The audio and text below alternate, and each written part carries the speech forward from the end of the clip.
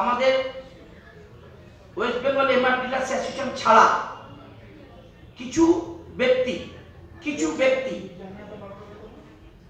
কয়েকজন ব্যক্তি তারা এই সুপ্রিম কোর্টে মামলা করেছেন দুয়ারের রেশনটা না থাক, দুয়ারের রেশনটা প্রকল্পটাকে বাতিল করার জন্য তারা মামলা করেছে।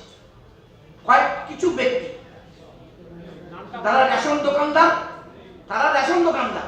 তারা চাচ্ছে 95 টাকা কমিশনে চালাবো, কিন্তু 170 টাকা কমিশনে চালাবো না, তারা এটা চাচ্ছে। আমরা বলছি না, সরকার যখন আমাকে এই 95 টাকা কমিশন আর দুয়ারের জন্য 75 টাকা কমিশন প্লাস 5000 টাকা বাড়তি অ্যাডিশনাল দিচ্ছে, সেটাকে আমাদের বজায় রাখার জন্য আমরা বলছি। এটা West Bengal MR dealers association এবং হ্যান্ডেলিং লস 19,885 জন 95 জন ডিলারের পক্ষ থেকে আমরা বলছি এটা বজায় থাকার জন্য। বোঝাতে পারলাম? 20,765 জন ডিলার, তার মধ্যে থেকে 19,895 জন আমার গ্রাম বাংলার রেশন ডিলার, তারা এটা চাচ্ছেন বজায় থাকুক।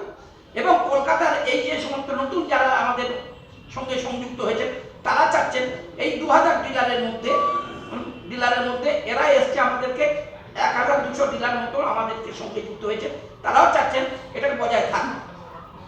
গুটি কয়েক ডিলার তারা পশ্চিমবাংলার তারা চাচ্ছেন এই প্রকল্পটাকে বাঞ্চাল করার জন্য। তাহলে তাদের এটা কি রাজনৈতিক মানে চক্রান্ত বা কেউ মদত দিচ্ছে?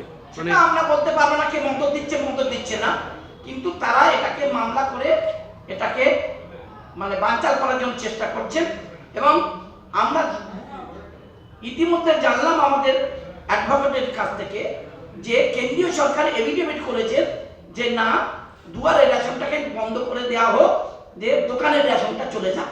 তাহলে দোকানের রেশন দিলে আমাদের ডিলাররা যে 95 টাকা কমিশন পাই দোকানে সেটাই থাকবে। কেন্দ্র সরকার সারা পশ্চিমবাংলায় যে 95 টাকা কমিশন দেয় সেইটাই থাকবে। আর বাড়তি যে রাজ্য সরকার 5 টাকা দিয়েছে সেটাই নিয়ে আমাদের এখানে 95 টাকা, ভারতবর্ষের 90 টাকা কমিশন। কিন্তু এখানে দুয়ারে রেশন করার জন্য আমাদের আরো কুইন্টাল প্রতি 75 টাকা কমিশন বাড়তি পাই, এক্সট্রা 5000 টাকা আমাদের অ্যাডিশনাল দেয়, এবং হ্যান্ডেলিং বা 200 গ্রাম পাই, যেটা ভারতবর্ষে কোথাও নেই। এটা পশ্চিমবাংলার ক্ষেত্রে আছে। আমরা রেশন ডিলাররা আমরা সুন্দরভাবে এই প্রকল্পটা চালাচ্ছি মানুষের জন্য।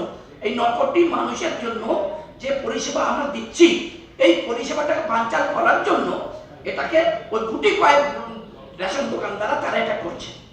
এটা কোনো রাজনৈতিক দলে আছে আমরা জানি না, আমাদের বলা এটা আমাদের চোখেও পড়েনি কোন রাজনৈতিক দলের মধ্যে।